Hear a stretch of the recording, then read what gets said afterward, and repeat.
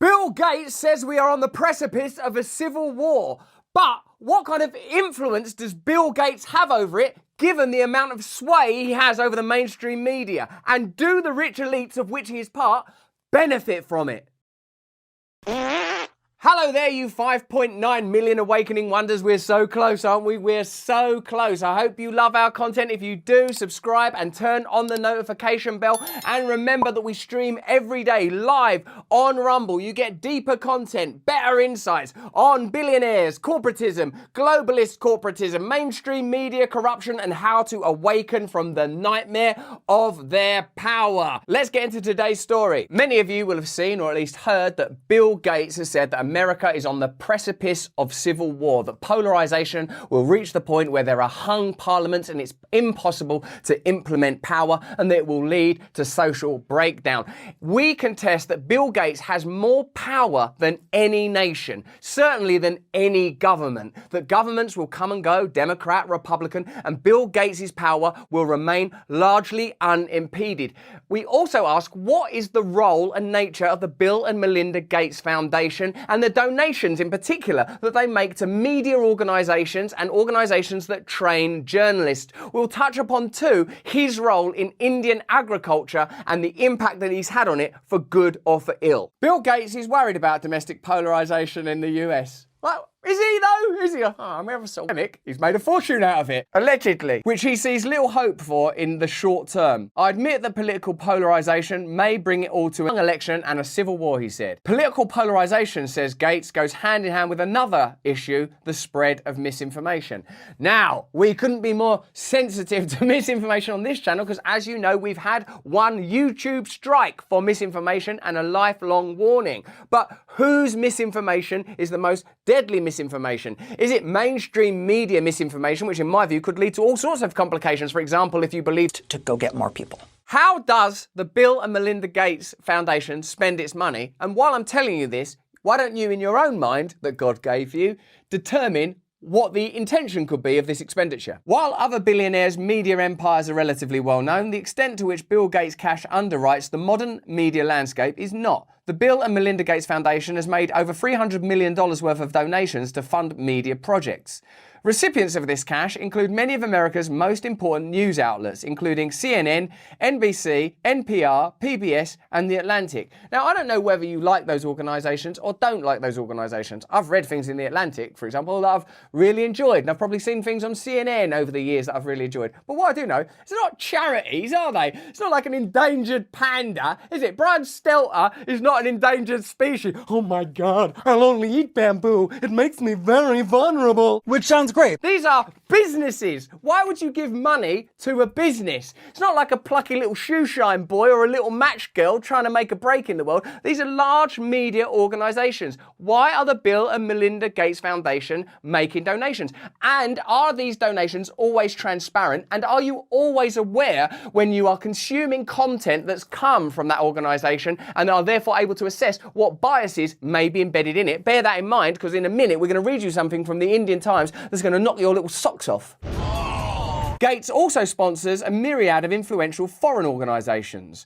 Gates continues to underwrite a wide network of investigative journalism centres as well, totalling just over $38 million. The foundation also puts up the money to directly train journalists all over the world in the form of scholarships, courses and workshops. Now that looks like a type of philanthropy, doesn't it? But later on we're going to be talking about philanthropy and where that philanthropy ends up and the nature of that philanthropy. You'll be astonished to learn that some of these foundations from the outside appear little more than untaxed bank accounts with no legislative commitment to spending that money on anything philanthropic at all. But for now, let's jump into the Times of India in a little unbiased piece of mainstream media called What Bill Gates Thinks the World Can Learn from India.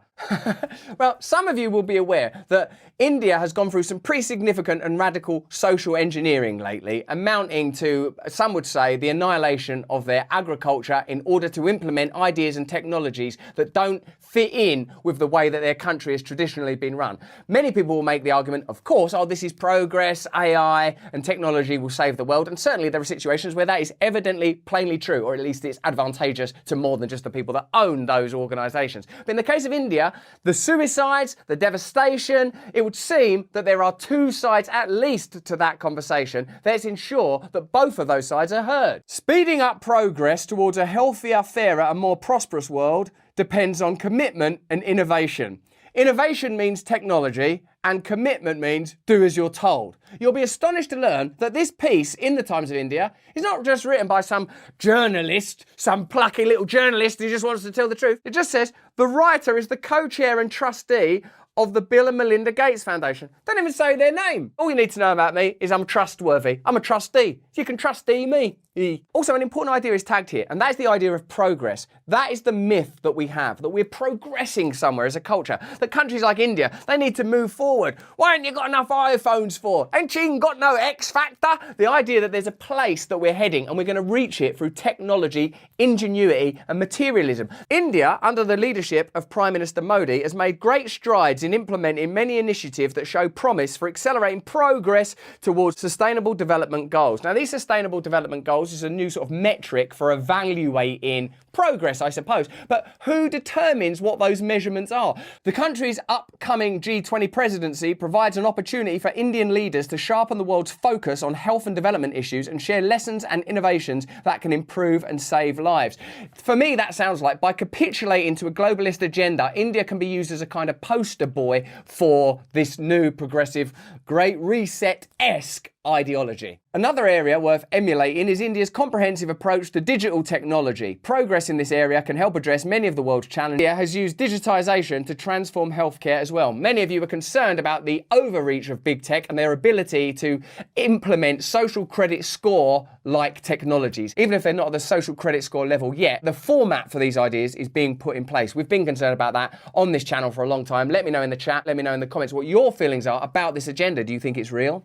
I really enjoy this guy's videos. He's brilliant, isn't he? But wouldn't you like even more of him? As you know, we are streaming every day on Rumble at these times. Now, if you are a fan of our podcast, Under the Skin, you've got to become a member of Stay Free AF. That is our community where you get even more fantastic content as a member. We're creating more free content than ever and better paid for content than you could ever imagine. We've already done interviews with Vandana Shiva, Wim Hof, Gabor Mate, Noam Chomsky. Coming up, we're going to be speaking to Donald, Bernie, Elon. I'll give you the surnames once we confirm the interviews. All of these interviews will be available on Stay Free AF, as well as my stand-up special that's going to drop in December, our community film, and opportunities to join me for live events regularly throughout the year. Stay free as fuck. There's a link below to join. So all of this unbiased stuff about progress and innovation and what India's got to do and don't worry about the suicides was written by someone anonymously that we only know as a trustee of the Bill and Melinda Gates Foundation. So bear that in mind with what you know about Bill Gates' influence on the media and about him saying that the world is entering a phase of civil war. Does he benefit from that ideology? Does Bill Gates and the agenda that he represents benefit from people being divided and turned against one another on cultural lines? Ask yourself that question. To respond to this, we turn to Vandana Shiva, a long-time friend of this channel, friend of the show. We've got a great conversation with Vandana Shiva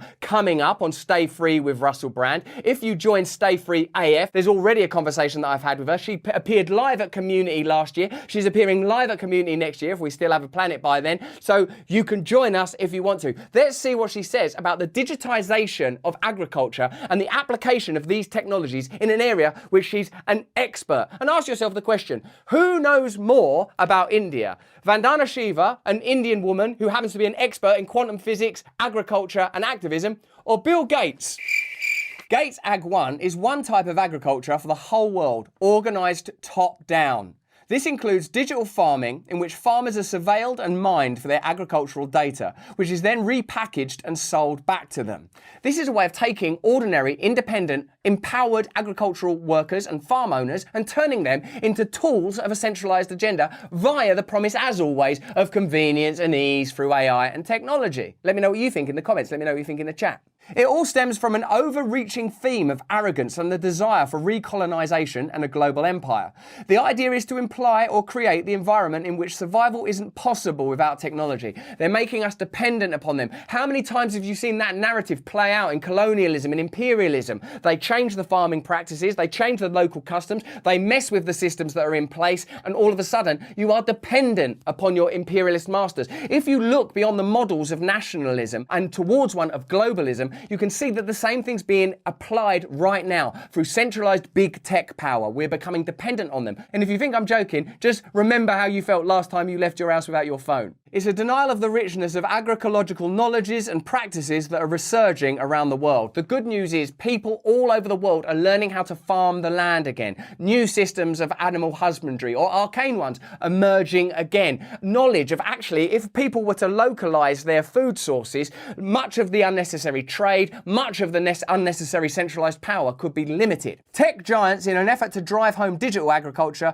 are working to reduce life to software while advancing digital surveillance systems. Here Vandana Shiva tags the broader point that a human being is more than just information. A human being is more than just material, that there is something sacred, something spiritual. You cannot be reduced to data points. There is something mystical. There is a ghost in the machine. There is a Holy Spirit. There is hope. We cannot allow centralized tech authorities to turn us into just a list of binary code. We cannot allow powerful tech giants who are essentially modern day sovereigns, empires, tyrants, kings, astride the globe, unable to be regulated, free to do whatever they want, free to travel the world beyond the nation, to have so much power that the needs and requirements of ordinary people are neglected. In the stream, we're going to have a look in more detail at foundations and what foundations really mean and where that revenue actually goes and what the obligations are when people say, we're going to give billions to this person and that person. We're going to have a deeper look at it. I'll leave you with this thought. Do you think we're on the brink of a civil war because we have a media landscape that continually highlights the fractures, fissures, gaps and conflict between people instead of pointing out that if we come together as one, if we return to an ancient understanding of the world while implementing technology sensibly, not just for profit, we could reorganize our future individually and collectively? Is that ever going to be possible with the media the way it is, funded in the way it is, and with global tyrants like Bill Gates in the position they are? Let me know in the comments, let me know in the chats. If you've enjoyed this video, have a look at either of these. Sign up to my mailing list. Remember that we're streaming every day now at these times. Tune in, watch us, sign up to my mailing list so I can stay in direct contact with you. More important than any of that though, please stay free.